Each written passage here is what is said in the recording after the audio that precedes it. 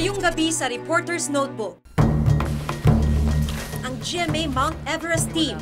Ano kayang hirap ang pinagdaanan ng grupo? Matutukan lang ang pag-akyat ni Romy Garduse. Parang kabuteng nagsusulputan ang mga perya sa tuwing tag-init. Ligtas kaya ang rides dito? Bentahan ng kidney sa Luzon tuloy pa rin. Pero ngayon daw may pyramid scam na rin ang bentahan ng bato. Personal naming inalam. Sinaliksik ang bawat anggulo. Bawat detalye kinumpleto. Ang lahat ng yan ay nakatala sa Reporter's Notebook.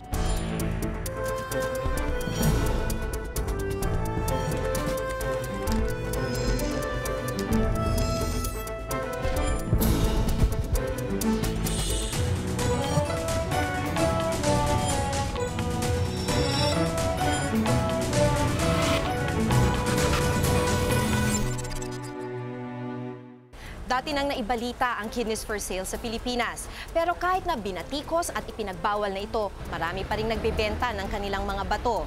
At may ilan na nahaluan pa raw ng pyramid scam ang bentahan ng kidney. Ang kwentong yan nakatala sa ulat ni June Veneracion.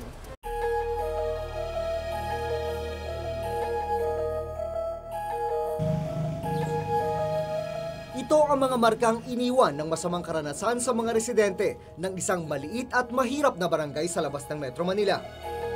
Halos isang talampakan ang haba ng kanilang pilat sa tiyan. Matapos silang ibenta ang isa sa kanilang mga bato. Nais raw kasi nilang magkapera at guminhawa ng konti ang buhay.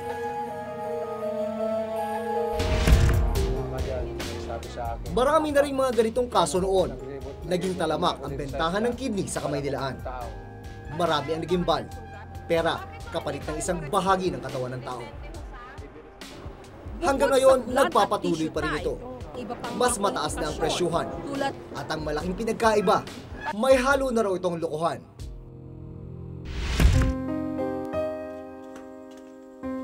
Si Agustin, pamilyadong tao. Nung nakarang taon, may lumapit daw sa kanyang isang recruiter.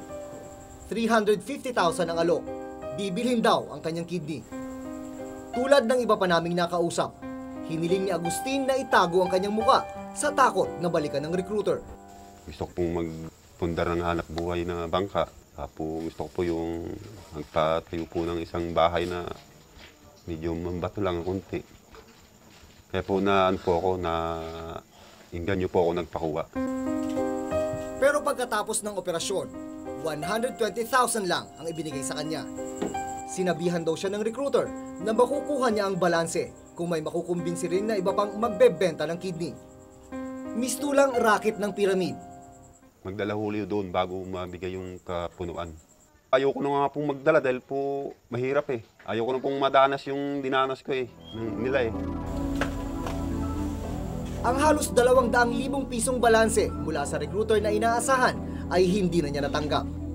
Ang tanging nabili niya ay ang kanyang maliit na bahay at isang bangka. Nakasaad sa Republic Act 9208 o ang Anti-Trafficking in Persons Act of 2003. Bawal ang mag-recruit at manloko ng isang tao para kumbinsihing ibenta ang kanyang kidney. May parusa itong pagkakulong ng 20 taon at multa mula 1 hanggang 2 milyong piso. Gumagawa mismo o ang mga natatraffic mismo ng mga tao ay mga biktima. Ang may kasalanan o ang kriminal ay yung nag-recruit o yung nag-hire sa kanila, sila yung tinatawag na kriminal. Dahil sa kapalit ay malaking salapi, nainganyo rin noon ang 19 anyos na si Samboy na ibenta ang kanyang bato. Di raw siya nagpaalam sa magulang. Ang kinita niyang 120,000 pesos ay ibinili niya ng tricycle. Pagka nag-recruit daw po ang tao na magpapa-opera, doon daw po ibibigay. Ay di na po kami nag-recruit. Di na po sa amin binigay. Itinago rin ni Crisanto sa kanyang asawa ang pagbibenta ng isang kidney. Nabalitaan niya kasi sa kanilang lugar, nakikita ng malaking salapi kapag ibinenta ito. Nakabili man siya ng tricycle, naibenta rin ito. Kailangan niya pa kasing bumili ng mga gamot para gumaling ang kanyang sugat. Hindi kasi sagot ng buyer ng kidney ang gamot na kailangang inumin matapos siyang operahan. Hindi rin sila pinagpahinga ng matagal sa ospital. Ang hirap talaga dahil ultimo pag ubo, may mararamdaman ka, masakit. Pag dumi, lahat, pag ihi, lahat na ng naramdaman mo sa sakit, pagkakawala ng bato. Sa kabila ng sangkatutak na istoryang ganito sa media, matindi pa rin ang pag-uudyok ng kahirapan para literal na magbenta ng kanilang laman ang mga tulad ni Agustin, Samboy at Crisanto. Kaya ngayon, iisa ang idinadaing nila. Ang pananakit sa bahagi ng pinagtahian. Pakiramdam nila, pati kanilang tadyang ay nadamay sa operasyon. Sinabihan raw kasi sila ng isa sa mga doktor na tumingin sa kanila. Kasama sa proseso ng pagtangkal sa kidney ang pagbawas sa isa nilang tadyang. Hindi raw ito ipinaalam sa kanila bago ang operasyon. Ang usapan lang namin, kidney lang ang kukunin. Pero kung alam kong ganun, hindi na sana ako nagpakuha. Dahil malaking pisala nga sa katawan Dinala namin sa ospital si Crisanto para masuri. Ang resulta ng x-ray, may ibinawas sa kanyang tadyang. Paliwanag ng isang kidney expert na aming nakausap, paminsan-minsan ay kailangan talagang bawasan ang tadyang ng kidney donor bago gawin ang operasyon. Oo. Depende yon sa location ng kidney. Merong type, pero ang tinatanggal noon is napakaikli lamang na portion ng rib, no? 12 rib. Wala naman daw epekto sa katawan ang pagtanggal ng tadyang. Sa huling suma, pagsisisi ang naging resulta ng pagbebenta ng bato nila Agustin, Samboy at Crisanto. Huwag na silang magpakuha pa. Napakahirap po. Hindi lang nila alam kung gaano hirap ang aming dinadanas ngayon. Napakasakit. Pag taglamig na, mararamdaman na nila yan. Kunting lakad, pagod. Hindi makabuhat ng mabigat. Panay kunti lang ang binubuhat. Huwag nyo na kami tularan. Ang nakakalungkot, hindi makukonsensya ang mga recruiter habang may mga Pilipinong handang sumubo sa dihadong kasunduan at kumapit sa patalim dahil sa kahirapan. Ako si Jun Veneracion at ito ang nakatala sa aking Reporter's Notebook.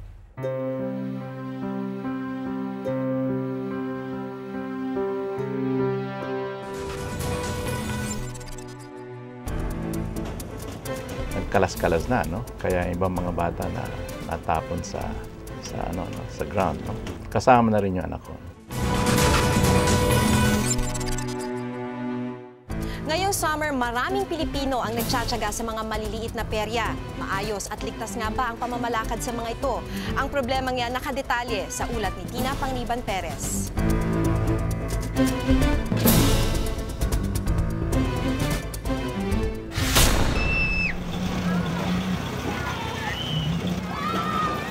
Makatindig balahibo. Nakalulula. Makapigil hininga. Yan ang dating ng mga sakayan sa karnabal. Ang karnabal ay isa sa pinakahihintay na atraksyon tuwing fiesta, makulay at masigla. Ang pagdating nito'y hudyat ng kasiyahan sa lugar.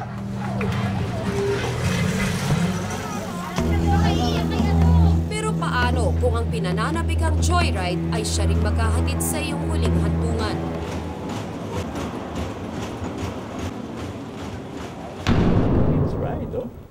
Sampung taon na ang nakalilipas, pero dama pa rin ni Dennis ang masaklap na sinapit ng anak na si Debbie. Namatay ang noon ay 10 taong gulang niyang anak matapos bumigay ang sinasakyang fish coaster sa isang school fair. Nagkalas-kalas na, no? Kaya ibang mga bata na natapon sa ground, no? Kasama na rin yung anak ko. Tumilapon si Debbie na naging sanhi ng kanyang pagkamatay. Ang kasama niyang si Catherine. Swerteng nakaligtas, pero naputol ang kaliwang kamay nito. Ngayong buwan ng Mayo, may 88 piyesang idarao sa iba't ibang bayan sa buong bansa. Kabilang na ang piyesa dito sa Barangay de la Peña sa Marikina. Makukulay ang ilaw ng ride sa karnabal, nangaakit at nakalilibang. Pero hindi maitago ng nakasisilaw na liwanag ang tunay na kalagayan ng mga rides. Tulad ng Caterpillar ride na ito, may mga karwaheng walang upuan. At kung meron man, May butas, kalawangin o kaya'y sumasayaw ang kahoy sa pagyanig ng caterpillar. Baklas na kasi ang pako. Wala ring harang na magsisilbing seatbelt ng mga pasahero. Deadma rin ang operator ng ride sa mga batang ito. Ate, hindi ba delikado yung ginagawa nila kanina? Yung nakaupo lang sila doon sa taas. Ate, ang ganda mo pala sa camera, no? Ha? Hindi ba delikado yun? Puta naman, no? Hindi. Nakipagkita kami sa mga taga Marikina Engineering Department para alamin kung pumasa sa standards nila ang naturang karnabal. Sila kasi ang naatasang mag-inspeksyon at magbigay ng rekomendasyon sa Business Permit and Licensing Office ng Marikina City para payagang mag-operate ang karnabal. Wala silang coordination sa amin kung should we say that? Kailangan ba sabihin yan? All your observations po. So we are in charge here in the district, in this area. Wala kami nare-receive na inspection notice or something like that. Sa laki ng istruktura ng karnabal, nakapagtatakang hindi ito mapansin. Bukod sa hindi dumaan sa opisina nila ang naturang karnabal para sa inspeksyon, may iba pa silang pinuna. So this is 30 amperes, nilagyan nyo ng jumper na malaki. So delikado yan, baka mag-overload, hindi puputok yung fuse, walang fuse eh. Ang masusunod yan yung wire. Wire lang. Pinakamaliit ang masusunod, pero yung pinakamalaki. Maging maayos yung kanilang fuel, lalo fuel tank. Brad, before magkaroon tayo ng operation, kinakailangan check natin itong mga fuel lines, yung fuel tank. Wala pang 30 minutos, tapos na ang kanilang inspeksyon. At hindi man lang napansin ang mga sira-sirang kondisyon ng mga karwahe. Nag-install pa naman eh. Wala pa tayo sa mga final na sitwasyon kung okay na. Nang hanapin namin ang operator ng karnabal, tila hindi alam ng mga katiwala rito kung sino ang kanilang employer. Hindi ko po alam kung kanino nag-nagawa ng walang nag-ano na ito pagdating namin. Nakumpirma rin namin mula sa Business Permit and Licensing Office ng Marikina na walang permit ang nasabing karnabal. Kaninang hapon, ipinag-utos ng Marikina City Hall ang pagpapahinto sa operasyon ng nasabing karnabal.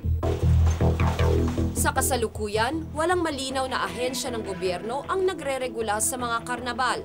Tanging ang mga lokal na pamahalaan kung saan itinatayo ito ang nag-iinspeksyon sa kanila. Napapailalim ito sa Local Government Code. Kung kaya inireklamo ni Representative Joel Almario ng ikalawang distrito ng Davao Oriental sa Kongreso, magbuo ng komite para mag-regulate at mag-set ng safety standards para sa mga karnabal. Duda kasi siya sa kaalaman ng Engineer's Office ng mga lokal na pamahalaan sa usapin ng safety standards.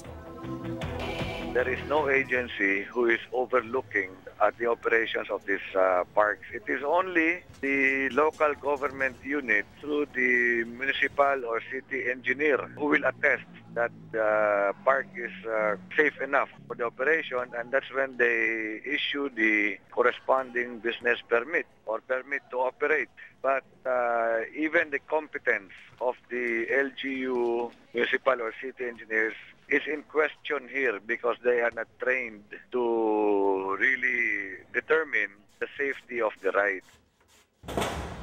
Dagdag pa niya, ang roving carnivals ay walang permanenteng opisina, association o organisasyon, kung kaya kailangan itong iregula para masiguro na lahat ng karnabal ay sumasailalim sa safety standard rules.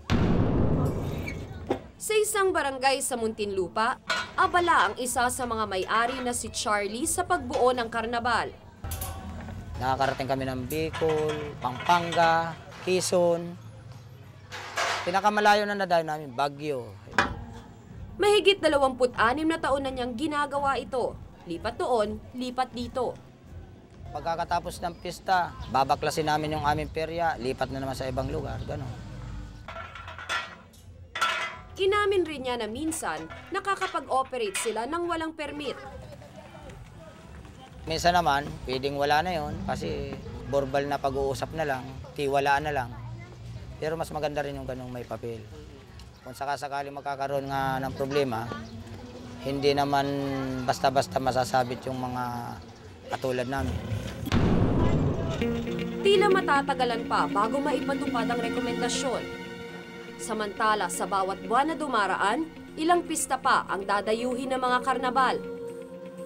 Pagkakakitaan ang pagnanais ng mga Pinoy na malibang paminsan-minsan. Mga Pilipinong nagtitiwalang ligtas sila sa mga karnabal. Ako si Tina Panganiban Perez at ito ang nakatala sa aking Reporter's Notebook.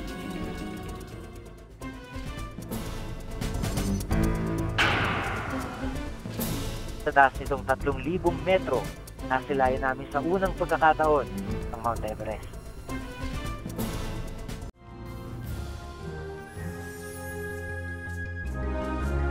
Mula noon hanggang ngayon,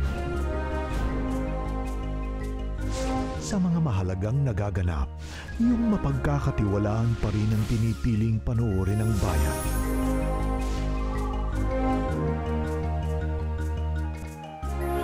Ano man ang issue, noon at ngayon.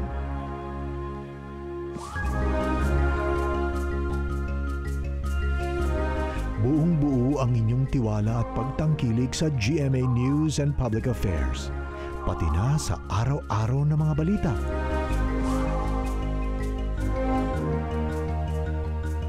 Sa iba't ibang parte ng bansa. Yan po ang katotohanang di maikakaila na patuloy namin ipinagpapasalamat at higit na nagpapalakas sa aming adhikaing makapagbigay sa sambayanang Pilipino ng serbisyong totoo.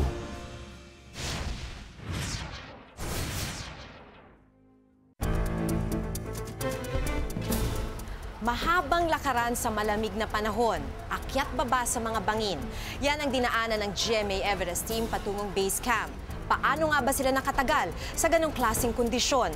Yan ang report ni Jiggy Manikad.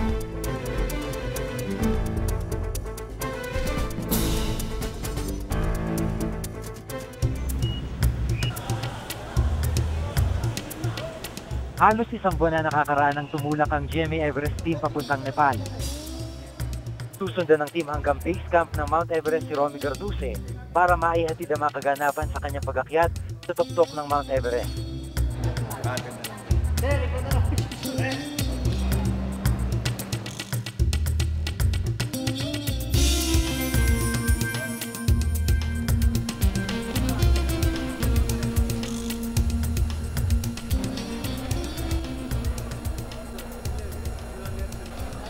Matapos ang 10 oras na paghihintay sa airport ng Kathmandu, kabisera ng Nepal, sa wakas nakakuha kami ng flight papuntang Lukla.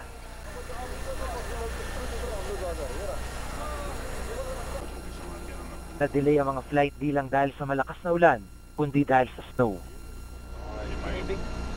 Binibigyan kami dito ng bulak tsaka candy. Yung bulak para sa tenga, earplugs. Tapos itong candy, siguro ito yung ano nila. Obviously, pagkain nila dito sa aeroplano. Ang Lukla ang bayan na aming daraanan papuntang base camp ng Mount Everest na siyang unang destinasyon paakyat ng bundok. Kakalanding lang natin sa Lukla. Yung airport nila nasa pagitan ng mga bundok. Kaya eksaktong-eksakto lang yung pagpapalipad. Ito nagpapalakpakan yung mga tao dahil medyo maganda yung landing namin.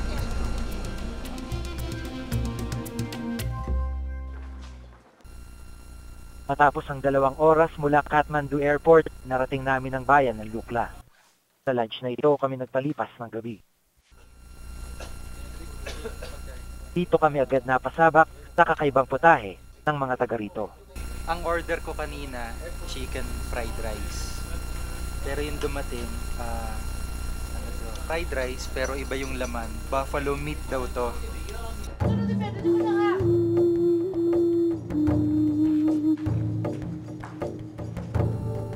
Kinabukasan nakilala namin ang mga taong maghahatid sa amin sa base camp. Sila mga guide o Sherpa kung tawagin. Dahil sa lamig, karaniwang ganito nagsisimula ang araw nila dito sa Lukla. Frozen? Cold? Yes. Cold? Very cold? Warm water? Ito ang simula ng aming 11 araw na paglalakad papuntang base camp.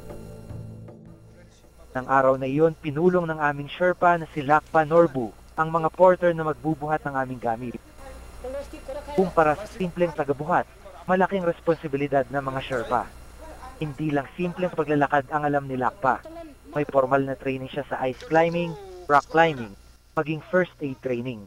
Ito na raw ang kanyang profesyon. Normally they carry 30 kilo, normally, yes. And this looks a little huge, but this is about 30 kilo only. So one person can carry this one.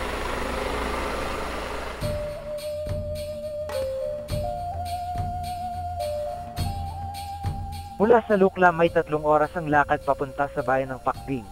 Ang mga daan karaniway batuhan, pero dahil marami ang bumibisita rito, ang ibang daan pinaganda pa ng mga katutubo.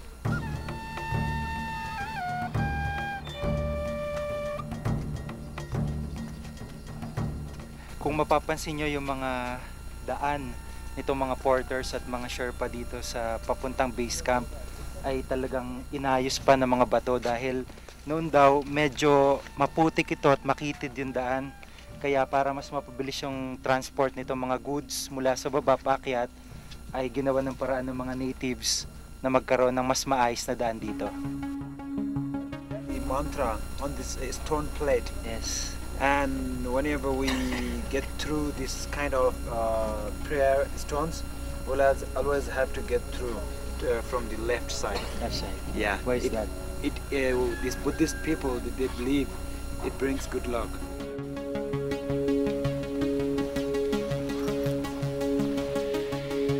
Kalagitnaan ng aming paglalakbay, hinabot kami na ulan. Lalo pang lumamig ang may ginaw ng panahon. Kaya ang 3 oras sa karaniwang lakad, hinabot ng mahigit 4 na oras.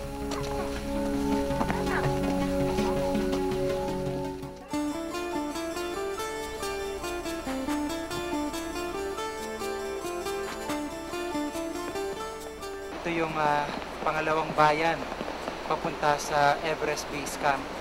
At medyo mahirap ngayon yung daan dahil bukod sa malakas yung ulan, madulas yung mga bato at maputik pa, dagdag pa riyan yung napakalamig na panahon.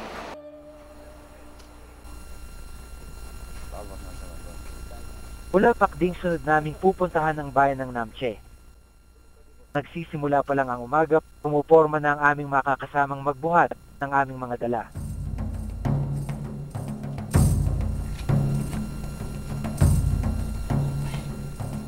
Sa bigat ng aming mga gamit, halos mapahiga na ang aming mga kasama. Mailagay lang ang mga ito sa balikat.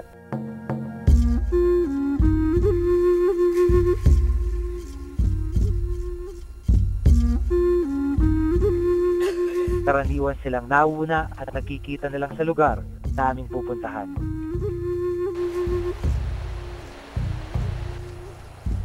Kung malamig nang umalis kami sa Pakding, napasabak naman agad kami sa matinding init papuntang Namche. Ilang minuto lang ang nakalipas, wala kaming nagawa, kundi tanggalin ang makakapal naming jacket. Mula sa Pakding, 6 na oras ang lakad.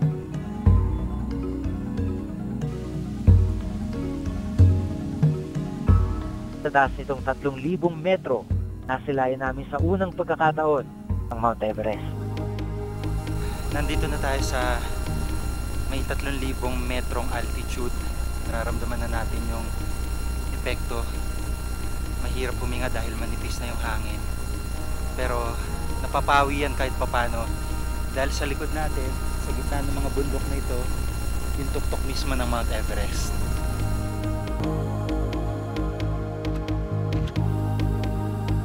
Malapit na kami sa bayan ng Namche nang harangin ng mga sundalo ang aming guide. Nakita kasi ang dala-dala naming walkie-talkie. Dahil sa takot ng mga sundalong magamit ito ng mga rebelde rito, pansamantala itong kinumpiska. It's their duty, in Nepal, because of this Maoist problem, they are also a little scared. So they have to go through their duty and we have to respect them. Ilang minuto pa bumungad na sa amin ang bayan ng Namche.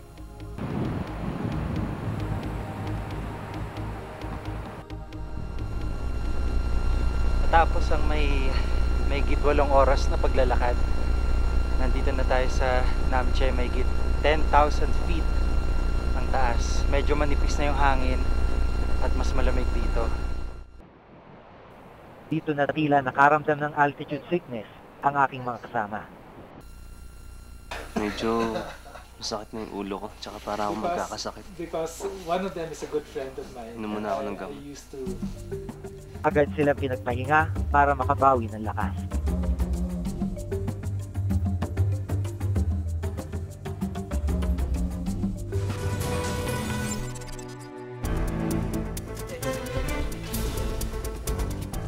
Para siyang giniling na kamote. Pero pag kinaya mo magaspang, tapos ito hindi ko maintindihan yung lasa ng sabon nila. Hindi siya maalat, hindi matamis. Pero parang may nuts.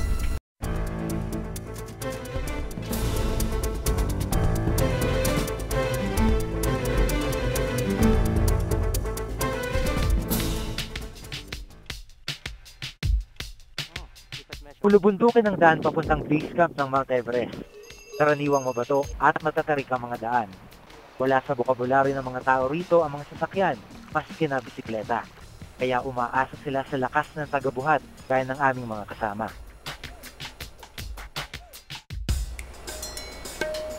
Malamig man ang hangin, manipis lang ang damit ng ilan sa kanila.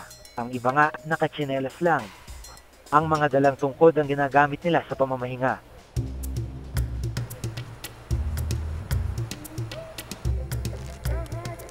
Ang iba para malibang sa daan, may dalang radyo.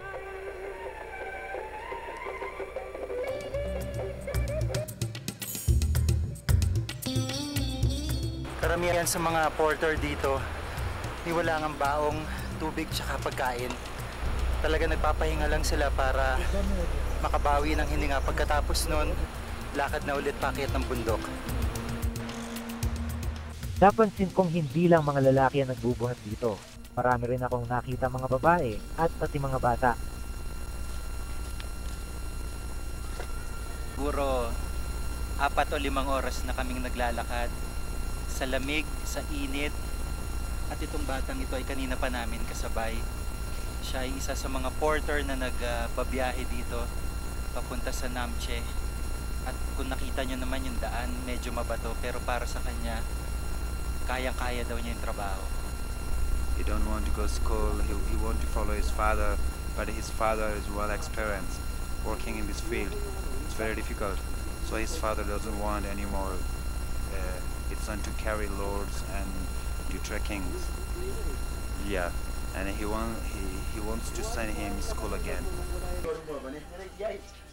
May sariling pagkain ng mga nabubuhat dito, pampalakas daw ng katawan.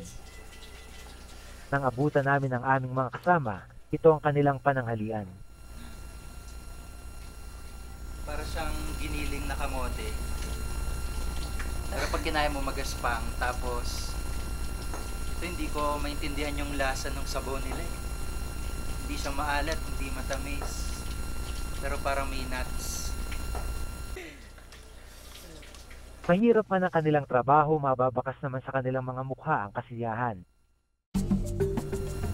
Dahil sa mga nararamdaman, minabuti ng aming guide na isailalim kami sa tinatawag na acclimatization o pag-adjust sa lugar. Para mawala mga sintomas ng altitude sickness, hinarap namin ito sa pag-akyat pa sa mas mataas na lugar. We go for hiking. We climb about 400 meters. Why? Just to get acclimatized, so that for next camp, it will be easier to get there. Mahigit 3,000 metro ang bayan ng Namche. At mula rito ay umakyat pa kami ng 300 metro. Init at lamig ang naranasan namin sa bundok naming inakyat. Hindi naging madali ang daan para sa amin. Mas mahirap pagka makapal yung yelo kasi natatabunan yung mga bato at wala ka masyado mapakan na matigas.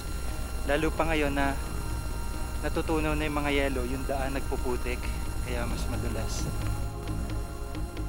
Kung mahirap na ang paakyat, pagsubok din ang pagbaba. Ang malamig na hangin maaaring magdulot na rin ng sakit. Bukod sa mga taong nagbubuhat, may katulong na hayop ang mga tao rito. Yak ang tawag sa mga ito. Sila mga katumbas sa mga kalabaw sa atin, pero nabubuhay lang sila sa malalamig na bansa, kagaya ng Tibet at matataas na bahagi ng Nepal. Walang tigil ang pagbiyahe nila ng pagkain at iba pang kailangan ng mga nakatira sa itaas. Mga yak ang ginagamit sa pagdadala ng mga equipment ng mga aakyat sa Mount Everest. Umpisa pa lang ang aming pinagdaanan sa paglalakbay patungong base camp ng Mount Everest. At sa kabila ng matitinding pagsubok, determinado naman kaming marating ang aming destinasyon.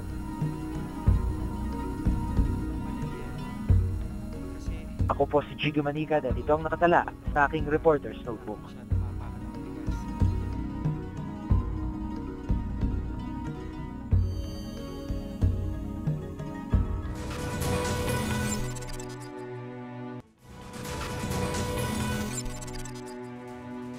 Kung may nais kayong ipasiyasat na issue o balita, maaari kayong tumawag sa amin sa numero 928-7021, local 1424. Maaari rin kayong mag-email sa reportersnotebook@gmanetwork.com. Para sa malalimang pagtingin sa mga issue at balita, samahan nyo kaming muli sa susunod na Martes. Ako si Jigo Manicad. Ako si Maki Pulido at ito ang Reporter's Notebook.